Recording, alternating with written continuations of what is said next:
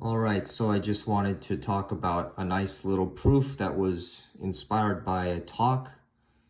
And so, yeah, so if you have any matrix A and you have let R be a subset of the rows of A and C be a subset of the columns of A, then if you look at this diagram, if the horizontal lines represent the rows R and the vertical lines represent the columns of C, then let U be the quote-unquote the intersection matrix, which are the entries where R and C intersect. So if U is that middle matrix created by R and C, and if the rank of U equals the rank of A, then it turns out you have this nice factorization. A equals C U pseudo inverse R. So the U dagger, the plus looking thing, the U dagger represents the pseudo inverse.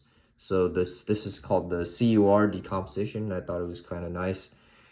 And so yeah, immediately if you have rank U equals rank A, then you can see that all the ranks of A, C, R, and U must be equal because, you know, the rank of A has to be greater than the rank of C, and R has to be greater than the rank of U. But if rank U is equal to A, then, well, all those ranks must be equal. And then so that means you can have C dagger A equals A, because C dagger is the orthogonal projection onto the column space of C, but C spans A. So if you project the columns of A onto col C, then you're just going to get A back again. So that's why C dagger A equals A. And if you pick out the rows of that equation, that correspond to R, then you'd get, if you restrict yourself to the rows of R, then you get exactly U C dagger A equals R. But also you can write R in another way, because since the columns of U span the columns of R because of the rank thing, we have U dagger R equals R in much the same way that C dagger A equals A. Yeah, because U dagger is the projection onto the column space of U, which spans the columns of R, so U dagger R equals R. So then we have R equals both UC dagger A and U dagger R.